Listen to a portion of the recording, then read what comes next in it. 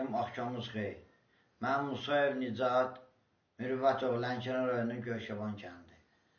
Mən 6 apreldə Cəbrayıl rayonunda şəhid olmuş Musazadə Əskər Nicatovun atasıyım. Bu günləri sizə müraciətim ondan ibarətdir ki, 6 apreldə mənə evladımın erməni minasına düşərək həlak olduğunu xəbər veriblər. Mən də evladımın arxaca gedib onu gətirmişəm. 3 rəngli bayrağa büküb, onu mənlə birgə hərbi yoldaşları, hərbiçilər rayona gətirmişəm.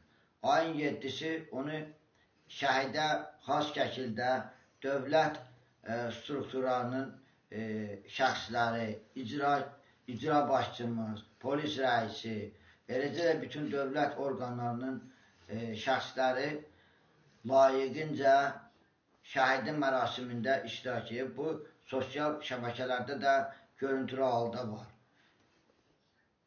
Ona baxmayaraq, 38 gündür mənim başımı, mənə daha doğrusu səbirli ol deyə, indi bu günləri 38-ci gün mən getmişəm uşağın başdaşı ilə maraqlanmaq ki, nədir görürəm, üstündə şəhid sözünü yazmırlar. Və bununla əlaqədar olaraq Lənkəran rayonunun icra başçısına müraciət eləmişəm.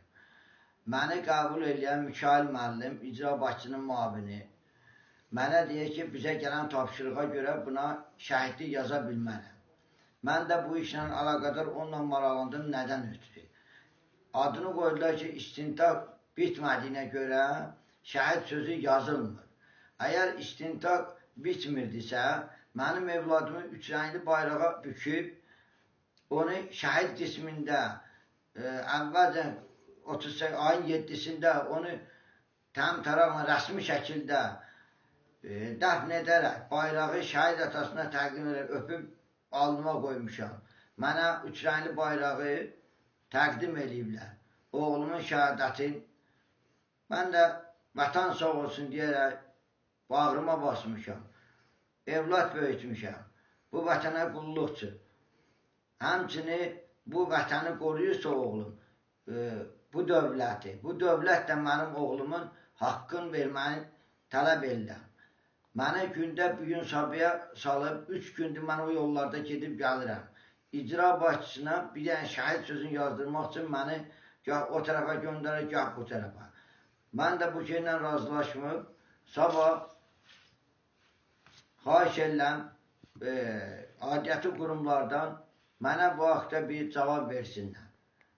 Xahiş edirəm, əgər əks təqdirdə mən yenə deyirəm, mənim evladım Musazadə Əskər, əgər həqiqətən bu ada layiq görürsə, onu mərhum şəhidimizin yanında dəfn etməyə ehtiyac yox idi. Bunu əvvəlcədən mənə deyib, qardaş, mən onu öz atamın yanında dəfn edərdim. Madəm ki, bunu rəsmi şəkildə dəfn ediblər, xalqın, elin gözünün qabağında, qardaş, indi gəlib bunu, mən də eləcə də tələb edirəm ki, əgər o layiq görsə o şəhidliyə, onu elə rəsmi şəkildə olaraq necə dəfn ediblər, elə də çıxardıb mənim atamın yanında dəfn eləsinlər. Mənim son sözüm budur. Xahiş edirəm, bu baxışa cənab Ali Başkomandanımız da bu çəkilişə baxsın. Mən ümid edirəm ki, Ali Başkomandanın bütün bu işlərdən xəbəri yoxdur. Xahiş edirəm buna baxıb, bu haqda bir ölçü götürsün. Minnətdaram hamınıza. Mənə bu işdə dəstək olmanızı istəyirəm. Çox sağ olun.